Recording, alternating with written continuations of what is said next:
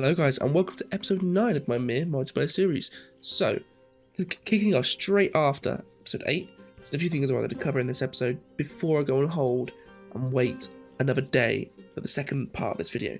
But firstly, we've got our foundries now, so I want to try and get the cooperative mission done.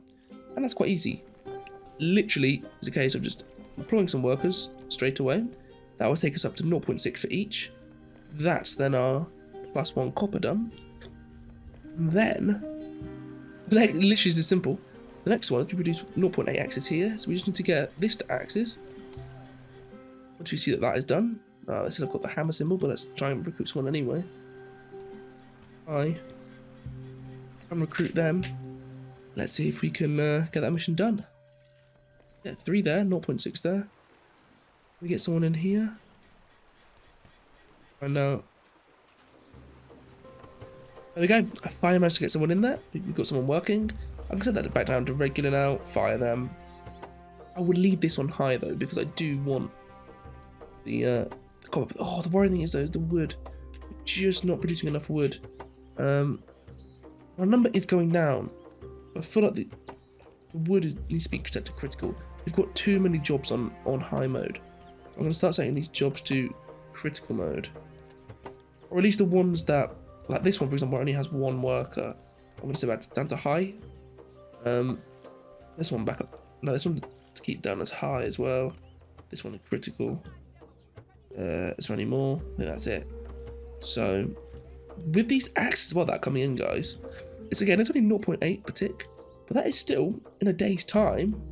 I remember how many. Oh, I can't remember. I think is it 18 hours? Or is it 19? Sorry, is it every tick in Ymir is 90 minutes. How many 90 minutes are there in a day? Is it 16? Is it 18? I think it's 18. So we should really be getting about 16 to 17 axes per day if we're getting 0.8. So 15, 16 axes the next time we play is a lot. Like, we can upgrade even some of our wood choppers because they're just 2 leather and then 2 axes. The thing is though, if I place another here, how many are spare? Only 0.4. So you can see that is upgrading it really the best shot. Then saying that, how many here aren't utilized? I'm just thinking, if we move them here, we're losing out on 3 trees, we're getting like 4. So we could maybe move around this woodcutter and upgrade them to a level 2. Then yeah, we'll produce even a little bit more wood. What else can we upgrade with the axes now? Or can we build maybe? Nothing I can see straight away, nothing particularly useful. Can't build like a town house here or anything like that in government buildings.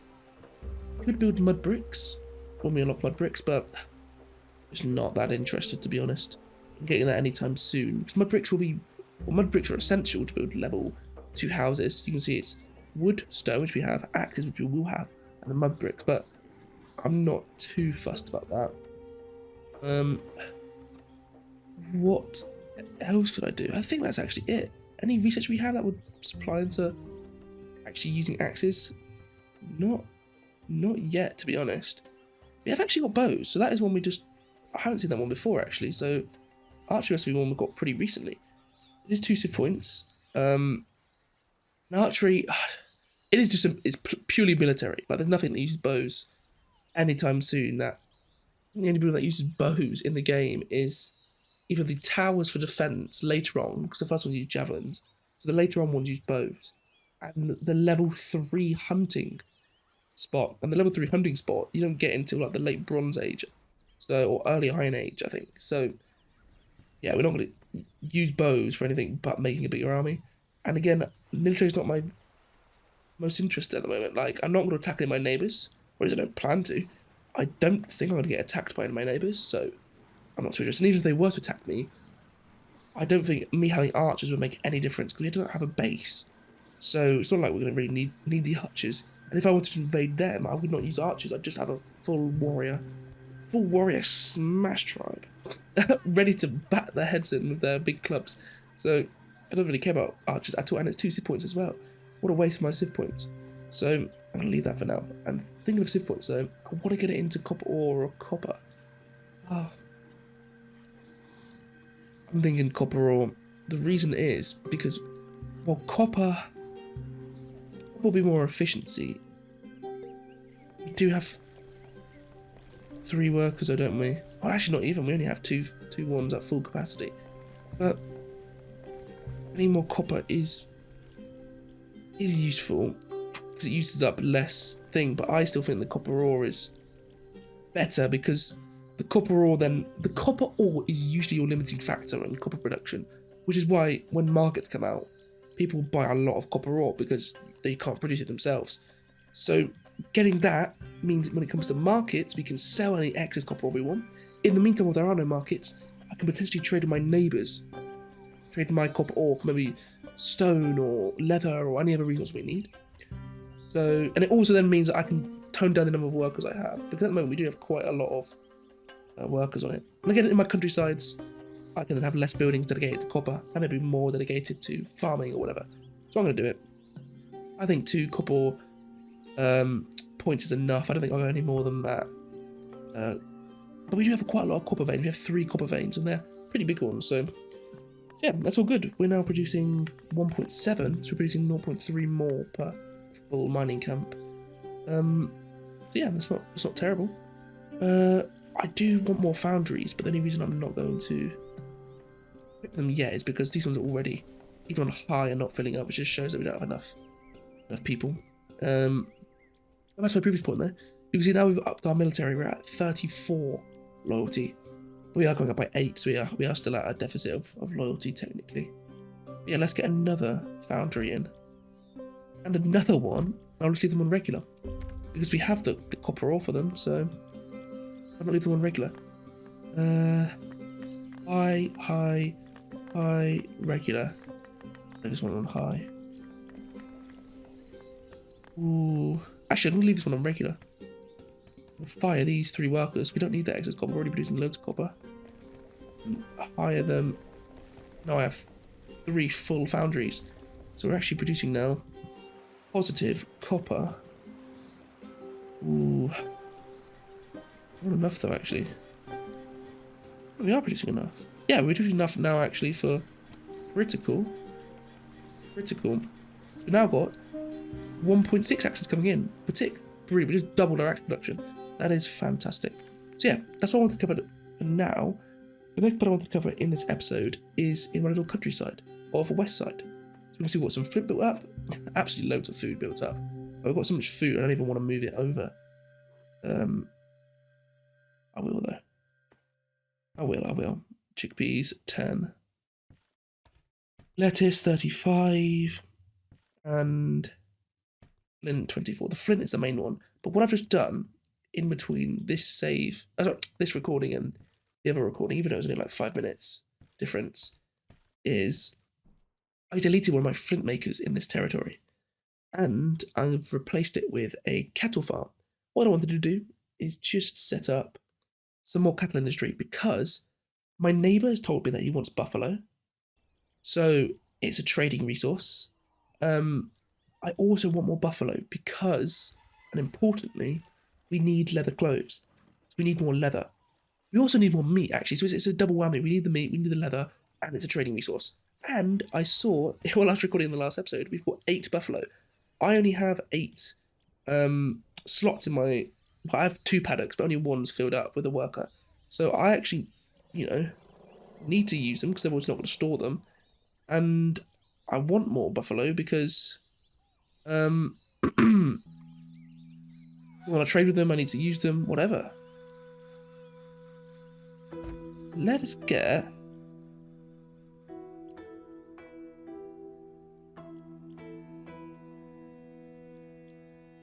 big ones. Brilliant. I like keeping even numbers because when we've got so few, when we've got 80 lettuce, I don't care if we spend a little bit extra. When I've only got 3, I want to keep it even numbers. Oh, we don't even have enough hammers though. We used up all our hammers making those blacksmiths. Oh, I'm an absolute bean. Oh, so we can only actually get, well, it's still 6. Got 6 buffalo fields down, but I wanted to get all 8 down. So now we're only actually at 40% usage. But it isn't terrible. Actually, no, it is terrible. That is terrible, that is terrible, that is terrible. Oh, wooden. I thought it was hammers. It's just wood and leather. But that's fine, because look how we've got 4 jobless. Because again, this is the gift economy. So all the food we're producing here, they eat no matter where I want them to or not. So even though I don't want more than what we've got here of just the 11 workers, or 12 workers, sorry. What I was saying is the town, because it's gift economy, they just eat all the food. So I've maintained a stock of 100. We try and limit how big our population grows. But it's still growing. We're going to get another 6 people in this town. So actually, let's use them. Let's get a paddock here, so that I store my buffalo when they're made. They're only producing 0.3, but that's not terrible actually. Like in our capital, we produced 0.8, so it's almost half the amount we produced in our capital. And when we fill this up to 100%, when we get more hammers, that is again doubling our buffalo production. So yeah, guys, I'm going to end this part of the episode now. But when I return tomorrow, we can hopefully finish off this countryside with the cattle. I might even be able to delete that one and get another buffalo one, but I'm not going to just yet. So yeah, we'll finish off this countryside with the cattle, and we'll see how we go with the axes and how we can use them. So I'll see you in the second part. Hello guys, and welcome back to my Ymir multiplayer series. So quite a lot has happened in the last 24 hours. In fact, this is actually a major episode, I can't lie. I can't lie at all. So if you remember, we ended off last episode, which I believe was episode 8, and I've already forgot. I think it was episode 8 that we ended off. This is episode 9. So, end of episode 8 was about metallurgy being sort of instated, with the mine set up, with the foundry set up, getting the 2 civ points from the mission for the the Copper Age, that sort of thing. And I said my next goal is to sort out leadership. And, well, I forgot, we're playing on a multiplayer server. And I was under the impression that you couldn't give leadership. I don't know why, because I'm pretty sure in my last series I didn't do leadership either. I got given leadership tech, but I forgot that the mission, when you complete this mission, it gives you the lead. It doesn't give you leadership. It gives you the leadership tech. And the leadership tech you then research and get the policies. I got confused by this because I already had a leadership tech, which I unlocked from the Thriving Agriculture mission. When you complete the Thriving Agriculture mission, or one of those missions, I think it was Thriving Agriculture, the next tech you get is the jewelry mission, and it's becoming the leader, which then unlocks a research, which you research, and then it unlocks this mission. So I was under the impression that when you trade the idea with people, you're just trading this, becoming the chieftain mission, which you then research here. That's where I was getting confused. But actually, some very, very kind player, out of the blue, I didn't even ask for it, because I didn't know it was something I could do. He gifted me the leadership tech. He even gifted it to me research, which is, I can't believe it. So not even gave me the tech, he gave me his own research points to unlock the tech for me. What a Chad. Called him out in the main chat. I said, whoever you are, well, I said the name of his countryside, not countryside, his nation actually. Called him out, said, you're my favourite. So hopefully he saw that message. But yeah, so we've got leadership. And we've got it here. We've got protective people, which I think is unlocked by leadership. But protective people, it basically means it makes our military support the main focus. You can see here, these are all the different types of ways you can get political points or legitimacy. Legitimacy, I can't say that. So the ones though, with these ones which are actually in focus. So right here where it says military points 7, you can see here that actually it just is 0 because it's not actually activated. Whereas people's approval has 1, and that gives us 15 legitimacy. And that's where all our legitimacy comes from. As soon as we go to leadership though, we look here, beautiful leadership, we got it here. We can now see +1 importance of oligarchies, and we get 3 oligarchies. So leadership doesn't even give you, leader superiority, it just gives you oligarchy support. You have to get a whole different tech researched and then the policy activated to have leader superiority alongside oligarchs, but oligarchs will actually be our legitimacy for a while. So, can't get leadership yet though, because we need the chief's hut, which we now have unlocked in the chief's, not the chief's hut, in the government area. Chief's hut is 10 coins. You need 8 workers who use up actually quite a bit of clay. I think it's like 2.4, 2.5 clay. Obviously depends on your efficiency, but that we produce plenty of clay spare. We have 1.8, actually that's a lot less than I thought. And that's with them actually running low, so I actually know. Oh no, it's because look at these buildings. That's only on regular. But we have a look at which clay we've got actually stored up. So yeah, we've got plenty of clay. So we've got the chief's hut, which I just need wood for. I've really been running out of wood. We're producing a bit now, but that's because I'm maintaining stock, and also because our clay workers are running at 50% productivity because we've got quite a few techs up. So yeah, there's a lot to talk about. We've got that side of it. We need the chief's hut up. Another side of it. I've never, ever had so much conflict in my life, and that's because I've been stuck without leadership all this time, but continuing to fulfill so many needs for my town, almost maxing out meat at 7 out of 10, so 70% meat fulfilled, 100% fulfilling of lettuce, 100% fulfilling of chickpeas. We've got all the slums sorted out with housing, with actually 24 big houses, fully fulfilling pottery. We, that's it in terms of what we actually fulfill. But because we've got all of that, we're growing and growing and growing and growing. But you can see here, and society plus 75% conflict. Huge, huge, huge. That is where all this conflict is coming from. If we look here, we can see population gives us just 31 conflict normally.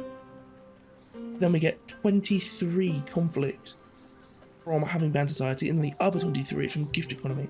Gift economy can wait though, because if we just lose this 23 conflict from banned society, that is a huge loss. But which was my next point with conflict. I was saying that I just have never had so much before in my life in this game, because I've never grown this big without leadership. And so look at my army. I've got 57 people in my army, and even then we're not maintaining the conflict level. You can see we're actually below loyalty. 57 out of 57. If I get any more soldiers, the overall growth of my territory is negatively affected. So not much more I can do, and I was on wit's end. I was like, what the hell do I do? And then I remembered, I'm to social here. One of the ones is tribal council, and every time I've seen it, I always think, oh, 5 state power for minus 2% population conflict. That's trash. Then I remembered that actually if you unlock that, that is what gets you the tribal council building, because that never used to be a feature, by the way, guys. Back in older bit, I'll say older bit, it's only 2 years ago, but back before quite a lot of these updates, tribal council building was always available. You didn't have to have that policy enabled. But as far as I'm aware, tribal council building sucked back then. Or at least it did. I don't remember it ever being very good. I remember using it and thinking this building is really not very effective. I'm never going to build it again. So I never have ever built it again. So I've always had it in my head that it's rubbish.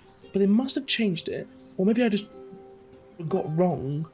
But I thought, oh, I'm running out of options here. My conflict is so bad, I'm going to do it. So I've got the tech, and I've got my tribal council building, but they're brilliant. 3 workers, using no resources, because 0.1 clay is absolutely, it's nothing. So they basically use no resources, and so you need 6 workers, and even then 6 workers is too much, because I produce 5.2, I only need 4.2. But yeah, and what that does is gives you a very, very small amount of culture. You see you get 2.1 there, very, very small, okay. But this is the whammy, minus 25% of conflict. So where our conflict is 70, we are now losing 25% of that conflict. So obviously, if you've got very, very, very low conflict, the tribal council doesn't do very much, because the tribal council doesn't give you a base reduction in conflict, it gives you a percentage reduction in conflict. So again, if your conflict's very low, there's not very much for conflict it can reduce in the first place. But when you're starting to creep up in conflict, wow, they're really, really useful. And if you think 6 jobs removing, what is that, 18? It says here that it's about, it says here it's 17 conflict that these services reduce. 17 conflict it reduces is the equivalent of about 20 soldiers. So for 6 jobs, I can save 20 jobs. So technically I get a net of 14 extra workers that I could assign. You could say, well, then actually you have to spend the 5 state power for this, but it's still very, very, very worth it. And they're also really good at wealth as well. 3 workers who produce 14 wealth is 4.7 wealth per worker, which is actually some of the highest wealth producing jobs in my territory. Like, I get 3.9 for these when they're at max production. The only thing that does more is my farms. That's because I've got 5 civ points into them.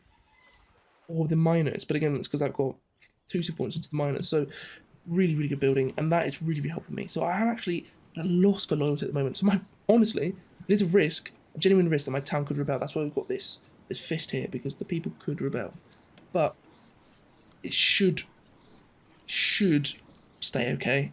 And then in a day's time, or a couple of days' time, when this conflict starts to go down, our loyalty will spike back up again. So that's that side of it. We've got the chiefs up, we've got the tribal council buildings up, which is massively reducing our conflict. And actually, I'm not going to delete this jewelry maker, I'll keep it there, but we could get rid of this jewelry maker because I only built it because I thought I'd need to maybe start producing adornments for this. But no, things are going great. What else have we got? Knowledges. Herbalism failed again. I can't believe it. Because he's now got an 83% chance to complete it. So we really, really should be completing it this time. But hey, it failed again. But herbalism doesn't cost anything anyway. You just put your workers into it. But in old Ymir, before the research update, every time it failed, you used to have to spend your resources again, which was absolutely ridiculous. Because let's say you had to spend 20 copper to get a tech, which is a lot of resources. If your tech failed, just by random chance, you then had to spend another 20 copper or 500 coins or whatever the amount you need to put into the research is. Which is really, really nasty. But now, every time your research fails, you don't have to put it in again. Start with a little bit of base research points, and your success odds go up. So it's not terrible, it's not terrible. We've got that. We've got plant selection. This is really, really important. Now that we're starting to get axes in, that was my next point, axes, we've got 19 of them. Now I'm starting to get axes in. I don't really have anything to do with them because I can't build any houses because we don't have any mud bricks. This is it here, I don't have any mud bricks. And even if I did have mud bricks, we're in a literal population crisis where I can't really get any bigger because our people will start to rebel. I don't really need that big population, and even if I did, I would rather put the axes into stuff like, what would it be, like the woodcutters, and I've had to getting better tanneries, but the better tanneries actually use hammers. But yeah, so I don't really want to rush into getting these house upgrade just yet. We need mud bricks anyway. But this tech gives us level 2 farms. That is huge. That means my countryside can produce way more food. That countryside has 3 farms. Does it have 2 farms? It has 2 farms currently, but I think I'm going to get a 3rd farm. My place here obviously has loads of farms. It's going to be loads of jobs. So that is a really, really good tech. That one should hopefully be done in, it wouldn't be done the next time I record. It'd be done in the next recording after that. We've got smoking hides, which I'm going to get right now. Gosh, smoking hides done. I'm not going to go into it right now because I'm still struggling for jobs because I've got so many people in my army to maintain loyalty. I don't really have enough jobs. Like you can see here, even they're on regular actually. That's why. But these regular jobs just aren't filling up. And I'm not even filling up. Well, that's on low actually. And so I do have enough workers to get all my high priority jobs done, but only just. You can see my regular jobs here and my regular clay mines here. They're not filling up on jobs.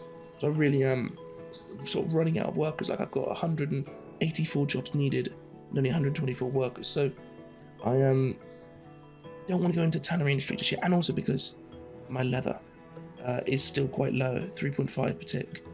But saying that, now that I can start building houses level 2, use axe, maybe I do start going to level clothes. Yeah, why not? Takes 2 wood and 3 hammers. Oh no, I will wait because I'm trying to save up wood. It's a lot of wood. Like you need 50 wood for this damn chief's hut. But with the 50 wood, well, once I get 50 wood, I'm gonna get it straight down. I just where to put it as well. Like, I think I'm gonna put it somewhere here. I don't really want to put it on the sand. It looks a bit stupid. My big chief's hut being on some sand. I think here would have been good, but I've got my tribal council buildings here, so I won't put it there. I'll put it up here and just expand out. So yeah, that's what I'm waiting for with the tanneries just to get more people and also increase my buffalo industry. You can see here I produced 0.1 buffalo, because that is with both of these guys working to butcher 0.2. So I'm only producing 0.1 buffalo now in my capital, but I've got 7. So really, once I hit my next 8th, I'm not really having any space for them anyway, so I'm not worried about that at all. But if we go now to our countryside produces quite a nice amount of buffalo. It produces 0.3, and it has 4 in stock, which is just built up over the last day. So I do actually... Oh, actually, let's get my guy moving. Let's get my guy moving. Let's get all this 30 flint. I'm seeing I'm running out of flint here. You can also see in my capital, because I've got so many techs on that use up farmers, I've got 5 farmers here, 5 farmers here, and then 5 farmers here. I'm not producing very much food anymore, but I had so much in stock anyway that I should be okay. But I am actually I'm gonna pull it back out. I probably should have done that when I was there, but let's get all of this, all the chickpeas, all the lettuce. Load all, bosh. We've got that, but now I can expand west side to get more buffaloes, because the buffalo here isn't fully maxed out. It's just I don't have enough wood for it. So yeah, let's get this to 50 wood. God, I'm glad I noticed that, because if I hadn't noticed that, we would have actually just stuck at 20 wood. So let's get 60 wood, let's say 60 wood, just so I have a little bit over 50, so I can build a chief's hut and then get something else down. So Hamman here, he has given me some hammers. He gave me 30 hammers, and seeing we're producing all this copper without any use for it at the moment, because I don't have enough wood to smelt it, I said I'd give him 1 copper for 1 hammer. So he's given us 30 hammers. So or 30 copper. Let's get that over to him. Always pay off my debts.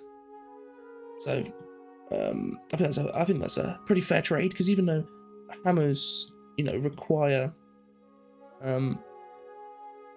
extra workers, the mining is still way more worker heavy, because for a hammer you need 2.3 flint, which is 2 workers to mine the flint, and then 1 worker to make the flint hammer. And flint's not a resource that's, well, for me it is, funny enough, but flint usually is not a resource that's in any lack of supply at all. So it's not like it's a rare resource. It takes 3 workers to make a hammer. Tick. Whereas for me, I have to have 6 miners on a copper vein to get like, what is it, 1.6 copper ore per 1.6 copper. So really, you could say that I've under bargained there, in the sense that 1 copper for 1 hammer is a little bit me getting ripped off, but it's not getting ripped off at all. It's just trade. Like, I need the hammers way more than I need that copper right now, so very, very fair deal to me. And I've now got enough hammers that I can build a chief's hut. Just need the wood now, but Hammond can't provide the wood, so we need to wait. For that. Now free to be a little bit of forced labour, so let's just bring this number back down, because less forced labour means less loyalty problems. It also means we get slightly more building efficiency. We'll get that down. What else is there? The knowledge wise, the domestic cat just give us the level 2 granaries. That's pretty irrelevant. Really doesn't mean very much. We don't need the granaries at the moment anyway, but it's just another tech that I get done now instead of having to wait for it later. Charcoal is another tech I need. I've been begging for charcoal. That will massively, massively help with our wood situation, because I think the rate of charcoal means you have to have more workers in the industry. So it's really the ratio of not the ratio, sorry. It's the situation is, what do you value more, having the wood or having more workers? So more wood or more workers, and more wood is usually the limiting factor before workers. Of course it is. Like, unless you're literally on a jungle tile with all your other surroundings jungle, you're going to run out of wood before you run out of workers you can assign to make charcoal. So I think the efficiency for charcoal is, it maybe drops the amount of wood you need by 30%, 40%, might even half the amount of wood you need. It's very, very efficient. And wood is our limiting factor at the moment. We can't produce enough clay. or enough copper because we don't have enough wood. So getting the charcoal makers is brilliant. And we have plenty of clay, so the clay needed for the charcoal makers isn't going to be a problem. But I don't have wood for that tech. Need 25 wood, so we do need to get more wood. Mud bricks I'm still waiting for, because now we actually need mud bricks for the houses. And I've also sort of been talking to the neighbours and agreeing that if I produce mud bricks, they'll all want to trade that with me for something else. I might be able to trade mud bricks for hammers or hoes, or maybe even axes. Who knows? We'll have to wait and see. But I definitely want to try and supply mud bricks. So I do need that 40 wood. So wood is just what's limited us at the moment. But that is all. I am going to end that episode there. It's been a short, snappy one. A lot of rambling like usual, but we've made some progress. We're getting one step closer to leadership. We just need that chief's hut. We managed to dodge needing to get the adornments. We managed to dodge needing to have this bloody coup. So that's going to save us a bit of time. But we still need to get that wood. So we'll need to wait maybe a day, maybe 2 days to get that much wood. In the meantime, though, I can still continue to develop my town, because as conflict drops, my loyalty can increase, so I can reduce the amount of warriors I need, which means I can get more people making leather clothes. I can, even though it costs me a bit of wood, I can get a bit more buffalo working going on, so I can get more leather, more meat. That means more town growth. So yeah, things are going good. Anyway, guys, thanks a lot for watching the video. If you've enjoyed it, leave a like. If you're enjoying the series, please subscribe and check out the Discord in the description. Come say hi to me, give me some feedback, or just chat with the other people already in it. But yeah, thanks a lot for watching. I'll see you in episode 10.